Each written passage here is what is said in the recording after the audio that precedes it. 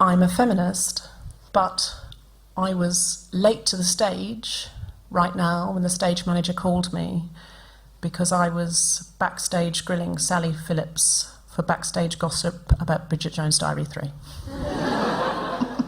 I'm a feminist, but I hesitated before suggesting that we should try and get Caitlin Moran on this podcast because I was afraid that she was going to out-feminist us. But then I suggested it, like a hero. Overcoming. She totally would out-feminist us. She would. I'd be all right with it then. I'd be okay. Now I'm okay with it. I'm a feminist, but yesterday I had to make a self-tape for an audition. And so I went into MAC and asked the lady to demonstrate makeup on me, including false eyelashes, so I could fool the people into thinking that I was flawless. Did it work? Oh, sorry. And it worked. I'm a feminist, but I have genuinely never had a not horrible female cab driver. And I blame myself because I think that she can feel that I put a lot of pressure on her to be the best cab driver I've ever had. I think that she can feel that I'm just going, represent. Please, represent. And she's just going to get all I don't stand for all women. I'm like, I know, but please don't fuck up. And then she hits the curb. I'm like, fuck's sake. You know that's how audiences feel about female comedians. I know. That's why it's... But... Yeah. This is a safe space. No one is judging me right now. Oh, they're judging. They're judging. So bad. I feel so bad. I just want one good one. I'm a feminist, but yesterday I spent £100 in MAC out of guilt because I'd wasted a lady's time.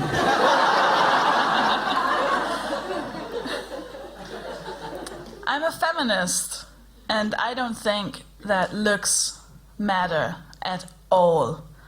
But I'm really scared that if Putin looked like Justin Trudeau and Trump looked like Chugo Umuna and Nigel Farage looked like Barack Obama, that I might vote differently. We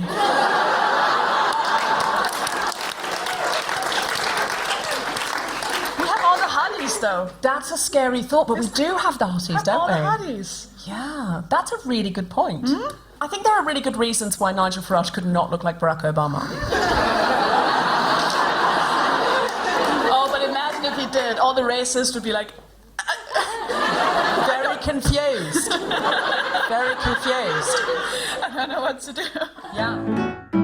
Live from King's Place in London, the Spontaneity Shop presents The Guilty Feminist with Sophie Hagen and Deborah Frances-White and tonight's special guest, Sally Phillips, talking about speech. This is The Guilty Feminist, the podcast in which we explore our noble goals as 21st century feminists and the hypocrisies and insecurities which undermine them. What was your speech challenge, Soph? I was thinking about what to do, and then I got an email from a Danish production company, and it was a sketch that they wanted me to be a part of. And then I read the sketch, and I was to play a fat woman, which, I mean, is quite easy already. But I was to play a fat woman sitting on an exercise bike, not really using it, and I was going to be talking to the camera, saying things like, oh, I just want a boyfriend.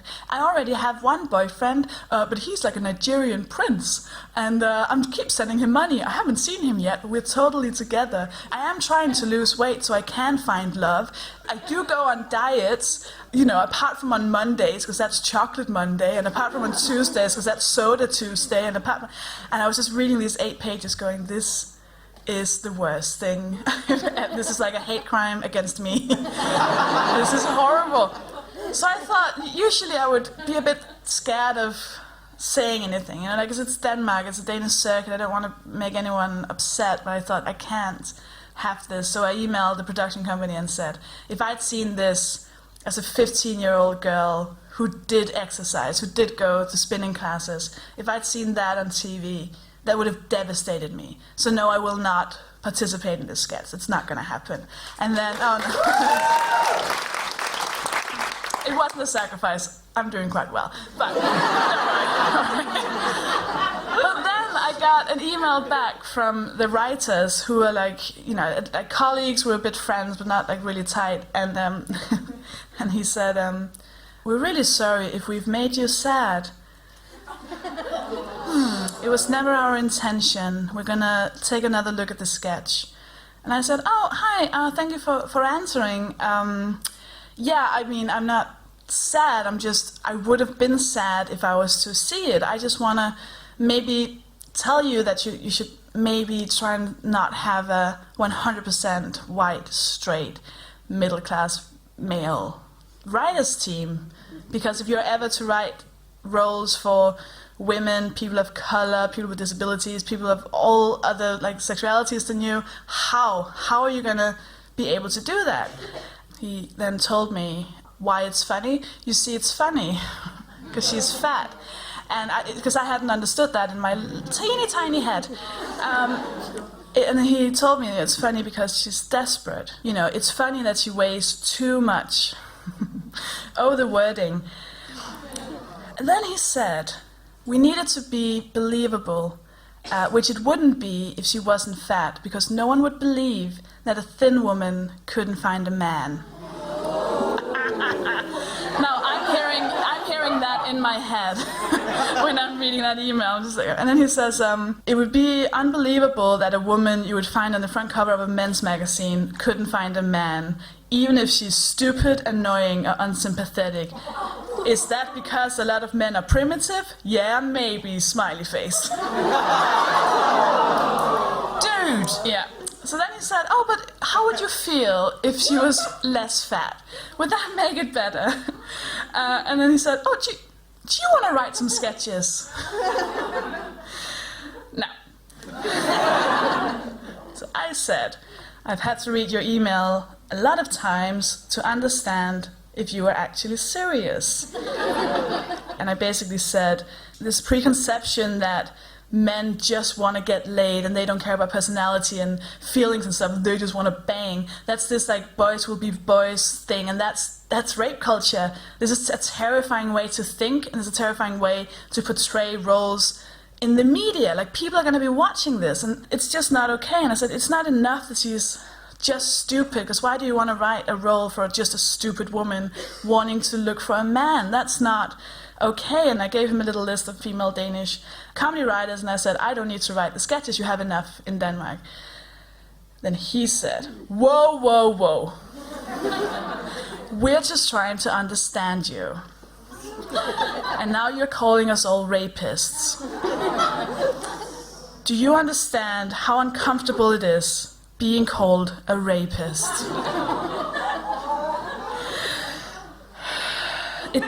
It doesn't seem like you have an interest in understanding us.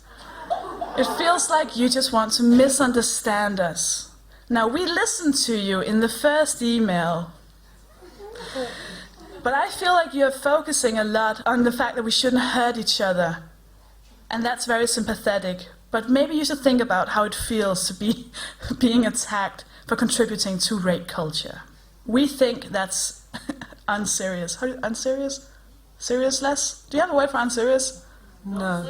Nonsense. Oh. We think that's nonsense. Now, a few weeks later, he said, oh, you never answered. I hope we're cool. We're not. We're definitely not. I was really noticing how he made me emotional the whole time. I was at no point emotional. I was being very, factual, and like just telling him these things, and he kept being like, holy, like in his head, I was having like a fit, and I was like screaming and shouting, and this was about my poor emotions being hurt, where actually I just really don't want people to see this because it's damaging to young girls. I heard a podcast about the first women, which is a really interesting thing, and I think we should do a topic of this at some point. The first women who are allowed to do something, like the first ever female comic, or the first ever female scientist in a business or something. That kind of gives people the permission to then be even more sexist, because it's like, oh, we've already proven that we've let a woman in. So then the next woman, there can be like a bit more, oh no, we've allowed her, so we're not sexist anymore. So if they were to hire me, that's their way of going, oh no, we have a woman on the team. And then I wouldn't be allowed to really speak up because I should just be really grateful that they hired me because they wouldn't have done that in the first place. So you're their insurance policy against being called sexist? Yeah, they're like, well, we offered you a job. We can't be sexist, so do you also want to play the fat girl who can't get laid? Like, no, I've played that for a long time. Well, I think that was a challenge well done, that you stood up and you continued to write back until you didn't. And what was interesting is when you didn't, they then started to go, why hasn't she written back? Why hasn't she written back? Yeah, their poor little feelings were hurt. Yeah, I feel very sad for them. But sometimes not writing back actually worried them more. Yeah. Sometimes at a certain point. Yeah, because I think it feels like when they start explaining, like, oh no, you didn't understand why it's funny. Like, I'm not going to change my mind the more you tell me, oh no, this is why it's fun. Like, that's not going to change it. But they kept wanting me to go, oh, I'm good now, it's fine. You know, like they see pointing out sexism as like an annoying thing, like, oh Jesus, that woman is yapping again. I find when there's a really strong reaction to an interaction like that, it's because they know. Like, they don't actually have a strong reaction if they think, I think it's all fine. They just got to go, okay, well, that's your opinion. I very, very casually suggested that a project with no women could use a woman. And that did not go down well at all. And there was a big emotional reaction. And I think that's often a case that production team kind of know. I don't know, maybe here, but in Denmark, I think it's them being scared that I'm going to take away their privilege. Because that's me saying you shouldn't just be assumed on a writer's team, you know, and that's me kind of insinuating that, you know, we've heard you. Yeah, you're basically handing out little tiny Santa hats to the turkeys and getting the crackers out. What? Oh, that's Wait, what? Sorry, that's an English idiom. Is it though? Is that an idiom? No. I'm handing out little paper hats to turkeys. I was hinting at an idiom. I was going a long way round an idiom. The idiom is the turkeys are voting for Christmas. So all of the turkeys, if you say to the turkey, shall we have Christmas, they all say no. Yes, okay. So if you take an all-male board and say, should we let any women in, they all look at each other and go, well, I'm not voting to have my head chopped off for Christmas. Yeah, exactly. So what I was saying is you're passing around little Santa hats to the turkeys, because I was kind of finding a cute way of implying. Yeah. Oh no, nobody got it. It wasn't just the Danish I really wish I did, though, because that's it's cute, isn't it? It's cute. Because that is what you're doing. You're basically just going, oh, you're no longer wanted, and I feel so okay with saying that to that writers' team, not just because I don't like some of them. I mean, the people who wrote me were quite nice, and I actually quite like them as people, but there are other people in that writers' team where I was like, I hope you're the one who gets fired. The worst thing about this is, and I don't want to say who it is and stuff, but the program was basically that I'd read the biog for the show, like the press release, and it was a show about like representation of Danish people. I know, I know. It was so heartbreaking, because it's going to get made. Like this, I can't stop that. I'm gonna see that just with another, like there's another fat girl playing that part, and it's just gonna happen, and it frustrates me so much. I don't know what to do once it comes out. But I think the more petitions. But this is where speech is powerful, though, because sometimes you feel like you're putting yourself out of work by challenging them, because then they don't want to work with you because you're difficult. And the more people who challenge it, the more women who say no, that's not okay. That's a really negative. The more women and men who question that and go, is that a stereotype we really want to perpetuate again? The production leader was female. The one who wrote me in the first place was female. I was like, how are you even sending this to another woman? Yeah, but of course the person it's not who emailed men, you women, back, it's sexist and feminist. I do know that, but still. Of course the person who emailed you back was female. The man would have written back.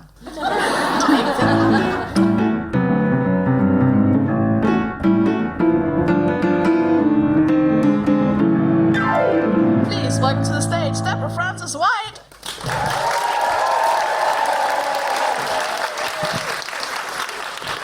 Okay, so this episode is about speech, the way we speak, I'll be honest with you, I haven't always spoken like this. I was born and raised in Australia. I know I don't sound especially Australian, but I read a lot of Enid Blyton as a child, and I picked up the accent from the books. is, of course, a joke I make quite regularly. It's not true. I was, in fact, sent to elocution lessons as a child. Now, when I was growing up in Australia, like in the 80s, it was still very common to do what was done here in Britain in the 1950s, which is to send your child to a teacher so that you would sound less like your own family. Because here, if you wanted to be a performer in Britain, you know, in the middle of the 20th century, you would have to go and learn so that you could say, hello, it's the BBC Home Service. And someone had to teach you to do that. And so I was sent off to elocution lessons and I remember this is the first ever lesson I did. This is what I learnt to say. A pure vowel is shaped in the mouth and has one sound from start to finish. The outgoing air passes freely out of the mouth as the sound is formed. Now, that's how I remember saying it. What I probably said was a pure vowel is shaped in the mouth. There's one sound from start to finish. The outgoing air passes freely out of the mouth as the sound is formed. What I'm saying is there are no pure vowels in Australia. No pure vowels at all. All of the vowels in Australia are impure. They all sound like this. And so what happened is when my vowels got purer and purer, I was bullied in the playground. Children would run around me going, you sound like a pom, you sound like a pom, you're a great big pom, you're a great big pom. And I'd go, no, I've never been to England. And they'd say, oh, no, I've never been to England. So basically my parents paid to have me bullied. And when I got here, I probably sounded pretty Australian. I'm basically Muriel from Muriel's Wedding. I mean, I think that's what we need to understand. I've just travelled further and stayed away for longer. From when I first got here, I did, to be fair, I just let my accent go, really, because otherwise people keep explaining things to you when you're first here. Like, for example, they would say to you, so Guy Fawkes night is when you have a big bonfire and you burn the guy and who tried to blow the house apart. And there's fight, and you go, yeah, well, no, we have that in Australia. It's the same as Commonwealth, so we have that tradition. And then they go, so the Queen is our no, we have that. So Easter is when our Lord and Saviour Jesus Christ. We have that. I remember once actually driving past a church there were two old ladies in the car, and they said, now that church is where the Bronte sisters went to church. Do you know who the Bronte sisters are? And I said, oh yeah, I've got all their albums. Now, I also sounded very different when I was in Australia, because when I left Australia, I was still a Jehovah's Witness. I was a Jehovah's Witness from when I was 14 to when I was in my early 20s. I'm atheist now, but I have lots of friends who are religious and who are living very happy lives. But the Jehovah's Witnesses, I believe, are a cult. That is because they will not let you leave with your dignity intact. There's a rule, no friends outside the Jehovah's Witnesses, and the punishment for leaving is shunning. So it leaves you slightly isolated. So when I was a Jehovah's Witness, I was taught very carefully how to go round and knock on doors and persuade people that they were wrong about everything. There are scarier ways to meet me than this. I could be at your front door on a Sunday morning. You could be in a bathrobe. I could be telling you about the paradise earth in which we will all spend time together passing fruit to each other in national dress, which are the depictions in the Watchtower. So we had a school, and we were taught how to persuade people, and you'll see the Jehovah's Witnesses now, they knock on your door and increasingly stand at tube stations trying to convince you that Armageddon's coming. And so they're all taught really how to persuade you, because of course it's a difficult thing to persuade somebody of. And so, you know, now I would never do that, of course. But I mean, I have to admit, I mean, my background suggests I am partial to a cult. No, I'm not saying the Guilty Feminist is a cult. But I am saying 200 of you have come out on a Monday night to sit in rows facing this way, and people have started asking for T-shirts. I leave it to you.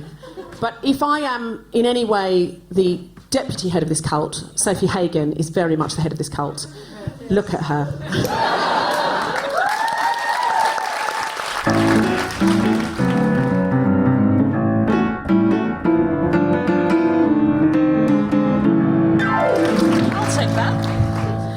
I'll take that. You enjoy that? Yeah.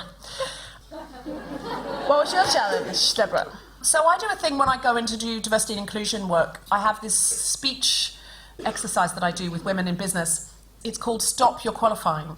The women talk to each other for about a minute on something that they feel strongly about but they don't really care about. So you could talk about, if you've watched every season of X Factor, and you're meant to do it without qualifying. So basically... What's qualifying? Any word that knocks the edge off or says, hey, this is just an opinion. So say you're in a meeting and somebody says, well, it's obvious, isn't it? We've got to expand it to Singapore. Is that a man or a woman usually? You're in a meeting and somebody says, I don't know if it's worth mentioning, but I just had a thought about Singapore on this one. And I know possibly it's not the right time to pop it on the table, but I just thought I'd mention it in case it was useful, and it probably isn't. But is that a man or a woman usually? And the thing is, if I ask 200 men in business that, they know the answer to. They know we do that.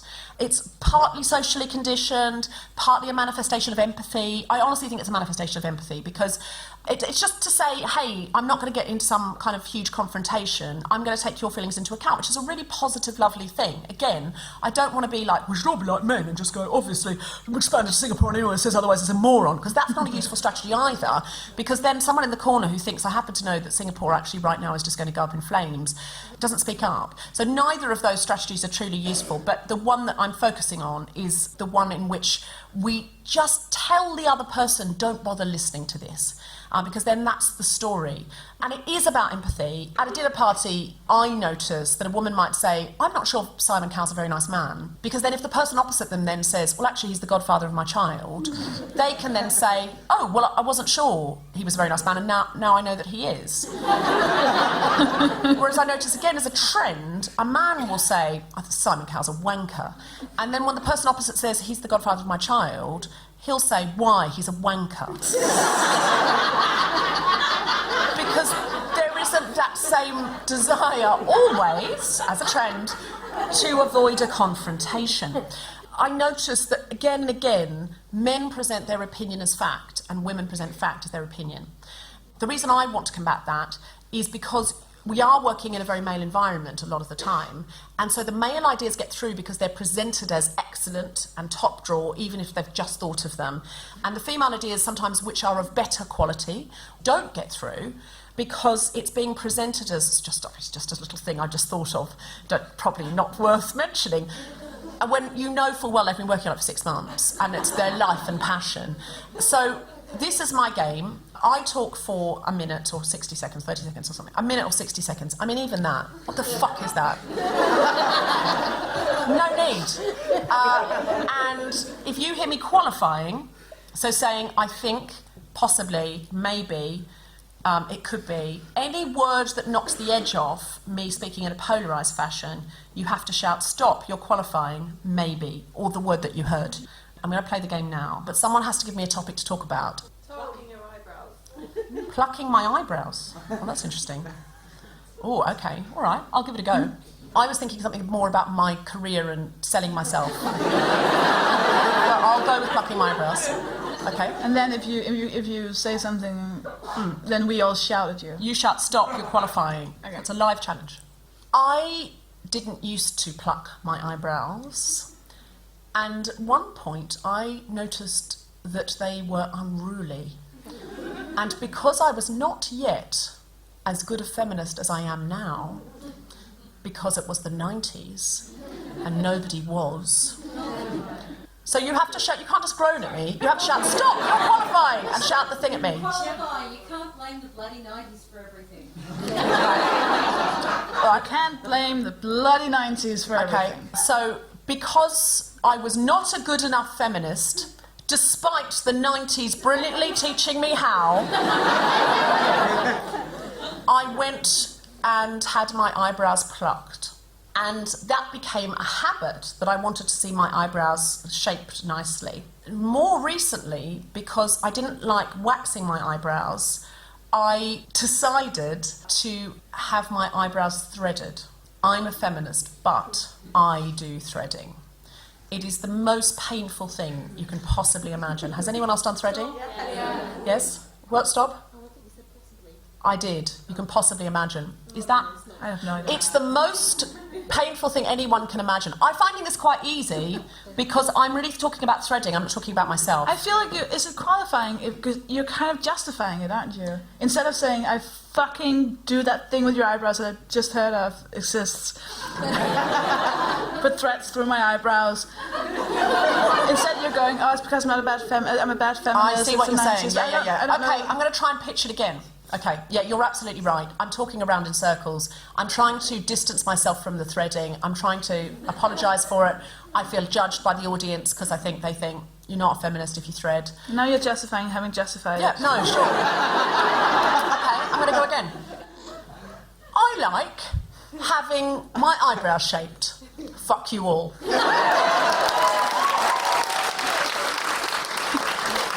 You got the job. Yeah, I really don't think that's the way either, but it was fun. I think we nailed This it. is a really good game to play, though. And if you play it with this many people, you find that about 6 people in the room can do it without qualifying. And every other woman who tries to do it, they can't not qualify for a minute. And if I play it with men, I've honestly had men turn to me and say, what's the game? And that's a lot of the way we're trained to speak. I'm not saying this is about being a woman, but it's the way that we're trained to do this. We're trained to be polite. We teach our little girls to be lovely and be nice and be sweet and make friends. And it's worth playing that game for a minute a day.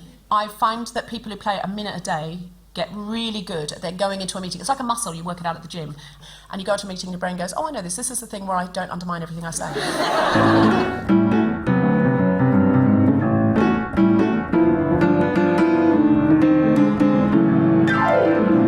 Would you like to meet our very special guest?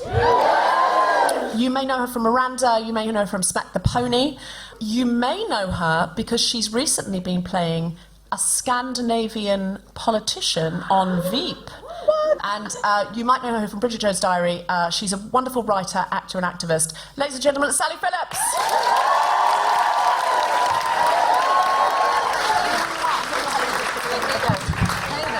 Hey. Welcome. Hey, I also went to primary school in Australia. Did you? Yeah. Wow, where did you go to school? I went to Queenwood Girls' School in Sydney. Oh, that sounds posh. Oh, someone in Sydney just went, oh. Oh yeah, was it? Did you But know I had that an Australian accent there. Did you? I got an Australian accent and couldn't kick it. And then when we came back to the UK, got bullied because the English teacher was Australian, and they thought that I was trying to suck up to her. Really? Yeah. Wow, so you were bullied for having an Australian accent. I was bullied for having an English accent. I know, check that. Wow. But my Australian classmates were incredibly welcoming of me. They called me Sir Richard. Right, I don't know. Sir Richard. They called me...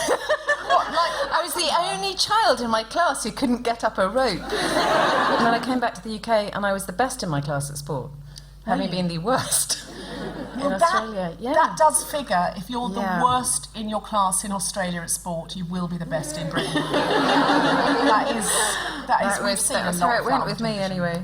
So your experience with speech, because you've played some amazing roles. For example, Sharon in Bridget Jones' Diary, she's very, very sweary. Yeah. And I sometimes think women are criticised for swearing in a way that men aren't. Did you feel, how did you approach Sharon as a very, because she basically says, you know, fuck the fuck off, you're getting in the fucking car. It just doesn't feel like swearing, Shaz, really. I mean, it just feels like she's saying very.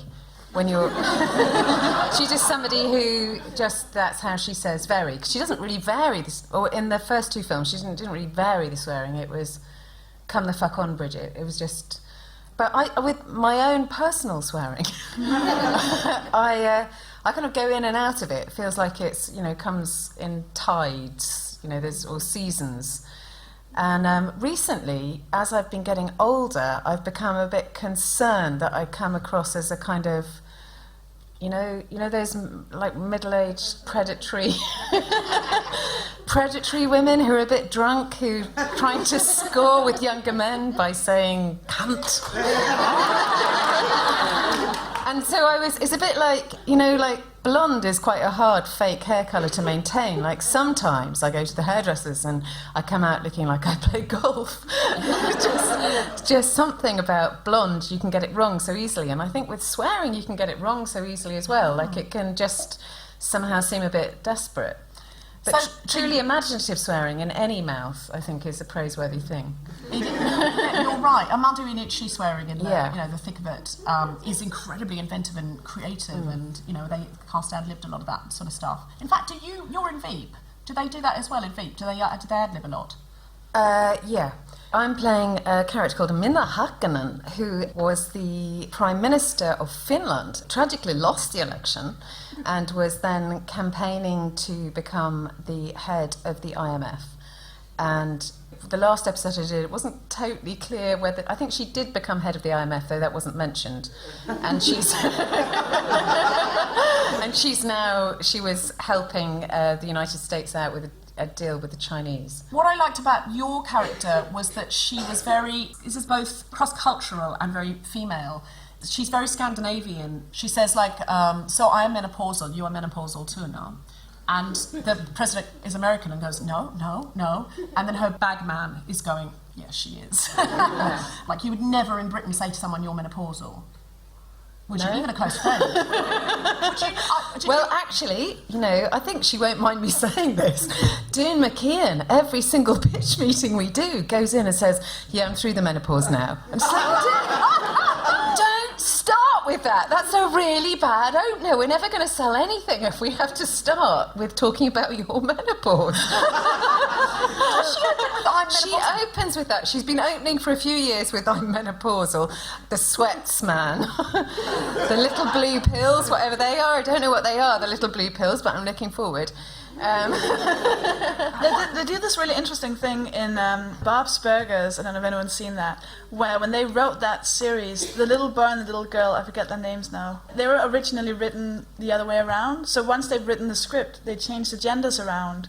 So the girl is now a bit more, she's a bit predatorial about the boys. She's like drooling over the hot soccer guys. I'm not going to say hot because they're probably kids. But and the boys are a lot more like sensitive and stuff. And it's really, and I've often thought about that for like script writing. Switch it around and see. Has anyone else had this feminist thought, right, talking about Scandinavian dramas, the way... and swapping the genders and stuff, the way Asperger's is being used as a way of men writing female characters as men. Oh, yeah. Like, they're not actually writing proper ASD, they're just writing women with no emotional language. I hate the way that's... I hate the way that's happened, because can you imagine an actual autistic detective? I can. My pet hate about this is we don't want women to be vulnerable in movies and fall over and sprain their ankle and have a man carry them through the jungle anymore. So now all women are kick-ass, and the way that women now are not vulnerable or not victims is that they know karate. And I just don't know any women who know karate well enough to fight a 6'4" man. But what I do know is actually how great women are, and this is about speech, it's about talking their way out of things. Do you know what I mean by this? Well, I live with a British jiu-jitsu champion. Yeah, I literally do. She's a really genuinely kick-ass. And jiu-jitsu, who knew? It was the sport of the suffragettes. It was they all learnt jiu-jitsu. Well, I didn't know this. So wrong about the kick-ass thing. Yeah, and what's so great for me is she can also immobilise my children. With jiu-jitsu? With jiu-jitsu. Yeah. She can immobilise she could make them unconscious if I really wanted, but I don't. But yeah, no, she's really cool. She's a neonatal intensive care nurse who found the stresses of the job a bit much, and so started going to beat men up at the weekends. Discovered she was really super good at it, and now represents Great Britain. Wow! Yeah. She's 46 and she's just in training for the Worlds. Isn't that cool? I just think that's so cool. Amazing. And she just went and did this week in Cannes with like these incredibly hot Brazilian women, all kicking each other to bits. Do you sort of see a variety of women who kind of can talk their way out of a situation versus kick their way out of a situation? Well, I suppose I love the gaps in things rather than the actual words. I tend to just zone out when people talk too much. When I started doing comedy, there weren't that many women doing it. So my first role on television pretty much was in Alas, Smith and Jones, and I was in bed with Mel Smith, and it started on Mel Smith in pyjamas, and he said, "I'm really sorry, love, this has never happened to me before, it must have been the drink." And then he panned over to me covered in vomit.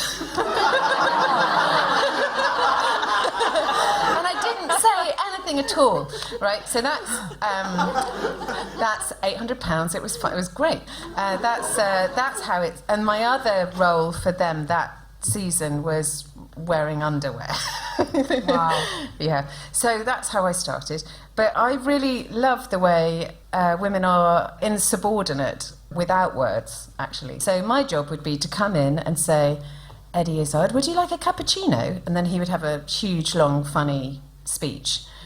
And the game became, can you nick it? Like, can you nick the scene? Ah. And yes, you can nick it. How did you steal the scene? You can nick it by picking your handbag up a bit slowly, laughing, or whatever. And I could see all of us, girls in comedy at the time, developing those survival, because it's just completely, there's no joy at all in life in turning up and you may as well be an actual waitress. Yeah. Yes, and so learning to make something out of what you have, and if you have no funny lines at all, then you learn to be funny in the gaps. That was how we all felt going into Smack the Pony. I think that we had all learned how to make the B character funny, and so I think those sketches felt a bit different, because normally you'd have a funny A character and the B character would just be offering the coffee. And in a lot of those sketches, maybe the B character didn't have any laughs on the page, but they end up having laughs in the final thing, just because we had, learnt how to do that. Oh. Yeah, what's really interesting about that is actually you upstaged their speech with your actions. So what you were doing was... Like 5% of the time. Yeah, but that honest, was your trick, was actually to pick your handbag up slowly or to do something funny while they were doing all the chat. Oh, yeah, you can also just not move at all. So you just don't move at all. That's another quite good trick. I like that trick. I'm going to go with that for life purposes. The sedentary comedy trick. Yeah. Stare at them so without good, moving a muscle.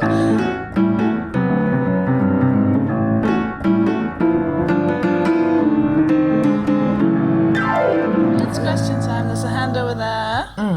So I've often found that a common trick to undermine feminist speech is to take the argument of, oh, they can't take a joke, feminists, they're just so serious. Like, how do you even go about dismantling that attitude? They don't tend to say that to me that much. But I am the parent of a disabled child, and I have to do a bit of standing up for him.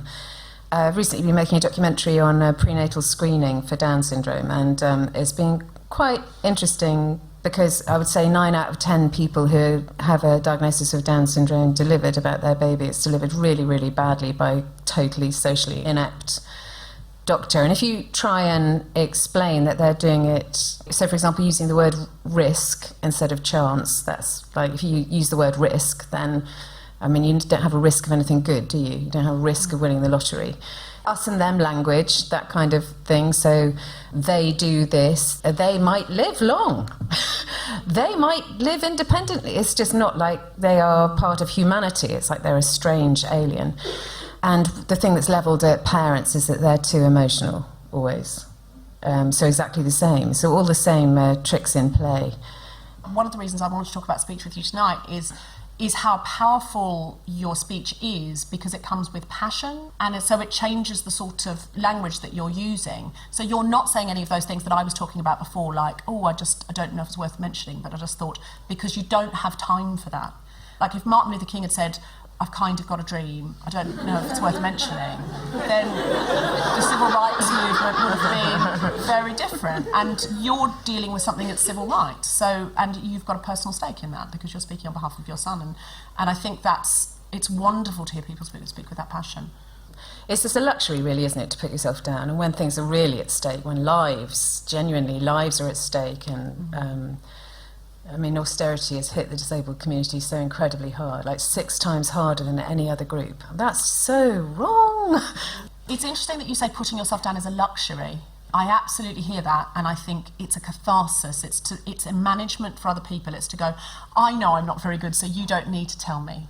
And it's a luxury that you actually don't have when you're... But I actually also think it's partly... So I'm interrupting you now. Look, I'm taking charge. Look at this. I also think it's a female bonding thing. I mean, I put myself down to show other women. I'm not going to try and shaft them, because there are women that shaft each other, sadly. I mean, I remember the first Bridget Jones read-through going in, and Renee was holding 2 giant Toblerones, one in each hand. I thought, I love you. I just love you. Whereas, of course, that was her trying to put on weight as Bridget. But I instantly felt that this was a woman with whom I could be friends, because she was holding 2 enormous bars of chocolate. You must have been thrilled by what you saw in the dressing room this evening, then. Because we had orders from upstairs, we had strawberries, we had, I only saw the strawberries. I thought, who are these people? I've hidden my chocolate. But then I've sort of absorbed that makes me more, acceptable. I'm more likely to make female friends if I make jokes about myself. But I've also found that when I do that, and that I kind of expect people to disagree. Like if I say, I'm really bad at this, and people go, oh, you still have time to work on it. I go, fuck you! I'm really good at this. What I find in my head, I mean, I do hear that. That definitely happens to me as well. So I expect them to return the favour by putting themselves down, and then if they don't, then that hideous thought, I do it for them in my own head. So it's not a good strategy. But I mean, is there something a bit gross, isn't there, about, hi, I'm brilliant at tennis. I think only if you're not. I genuinely think only if, like, there's something about, it's a weird thing, you're either like arrogant or self-deprecating. That's not a realistic, like, I can say, if I say after a show that was a really, really, really bad show, people say, oh, don't be so hard on yourself. And if I say after a really, really good show, they'll go, oh, go calm down a bit. But it's actually just like a realistic assessment. Yeah, of, you are very good I know at how knowing, good. Yeah, I know how good I am, and that was a terrible show considering how good I was, or that was a really good show considering how bad I am.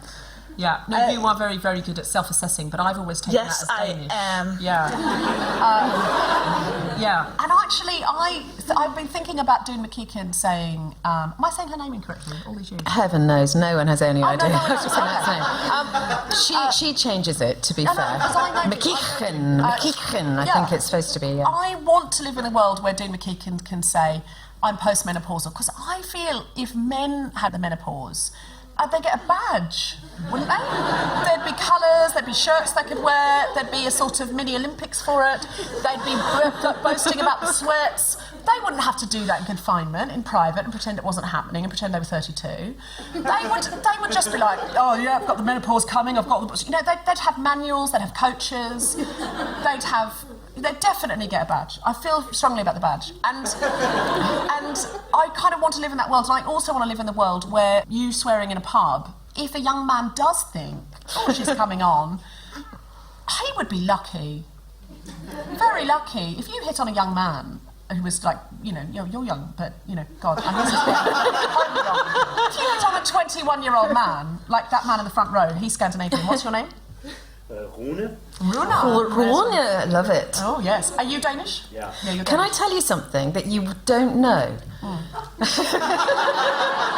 Apart from you might know this, and you might know this, but I bet no one else in the room knows this, that one of the biggest exports from Denmark is Danish sperm. There is a worldwide rush for Danish sperm. I'm trying to keep it a secret. Is that why you're here, Bruna? Are you here to deliver some sperm? Are you exporting now? This is for the backstage room. Sperm banks, obviously in the States, you can know about the parents and you can kind of choose the sperm, and people want. So here we go. I mean, what a terrifying prospect. It's kind of... What? It's like consumer... It's like consumer eugenics, though, in a weird way, isn't it? Because on our own, we don't need Hitler. On our own, we're choosing... We won't go quite as far as choosing German, but we want tall and blonde, really. We want a kind of Aryan-style progeny. I mean, I find that really frightening. I think that's the best. Because we had to end 2 minutes ago, but then you brought up Hitler. Hashtag we don't need Hitler. We're doing it on our own. Which sort of feels slightly like the theme of the week. Hashtag Brexit. Please help us in thinking.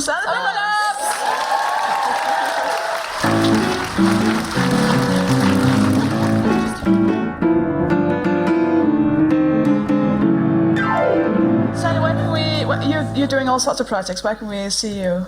When's Bridget Jones' Diary 3 Bridget out? Jones' Diary, I think, is coming out September.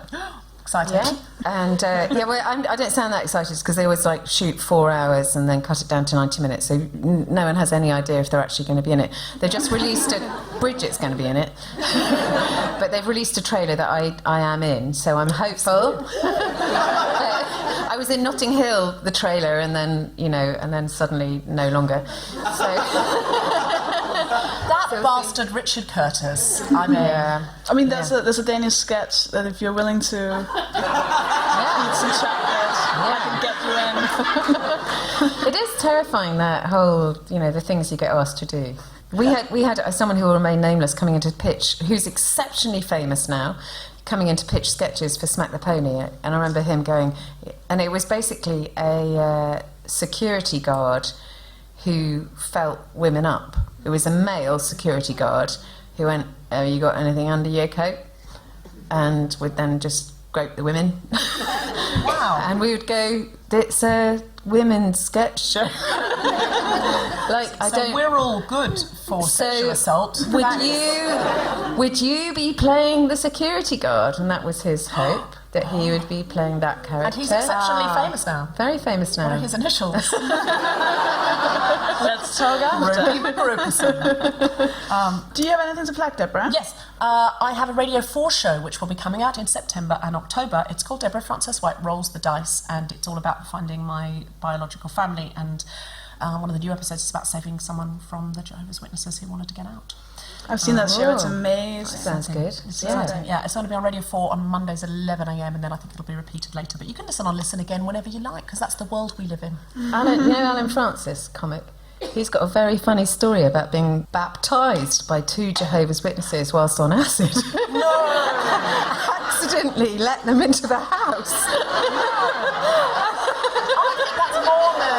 I genuinely get Mormons. Mormons will baptise anyone, anywhere. Jehovah's Witnesses are very picky. Okay, he was on acid, so maybe they were Mormons. Yeah, maybe it was just a dog. Yeah. Do you know what I mean? If it was on acid, how can you say what happened? Yeah. Oh dear. Listen, and I'm not disparaging the Mormons. I'm just saying they will baptise you at any point. Be careful. They will. They're big baptisers. So would the Swedes. That's not true. Would you like to plug anything, Sophie Hagen? I have a new show I'm doing. It's called Shimmer Shatter, and I'm going to be taking it on tour in England, in Ireland, in Denmark, and some places in Europe. I'm not sure where, depending on if they'll let me in or if I can get back into this country afterwards. It all depends. We don't know. But I'm doing this show. Also, I have a newsletter which I just reached 1,000 subscribers, and I'm so happy because I share literally everything. It's too much. I share so much that my ex-boyfriend once answered it because he thought it was just for him. So it's on subhagen.com/newsletter, and I really want you to join that. Yeah, also find us on Facebook, the Guilty Feminist Group. It's really, really fun. Find us on Twitter @GuiltFemPod, and we also have Instagram @TheGuiltyFeminist. And please go to iTunes and rate and subscribe and give it a 5-star rating because it really helps. Or as many stars as you think it's worth. It's not fun anymore. Please just have you rated it yet, Deborah? No, not as such. I don't think it's right to rate our own podcast. Do you think it's a good podcast that you're doing? Yes, but that's for others to say. I think it's great. Yeah. No, I mean, I hadn't heard it until tonight. You have been listening to The Guilty Feminist with Sophie Hagen, Deborah Frances-White, and our special guest, Phillips. Music was by Mark Hodge. Producer was Tom Salinsky for The Spontaneity Shop. Thanks to Zoe, Meta, and everyone at King's Place, as well as all of you for listening. For more information about this and other episodes, visit guiltyfeminist.com.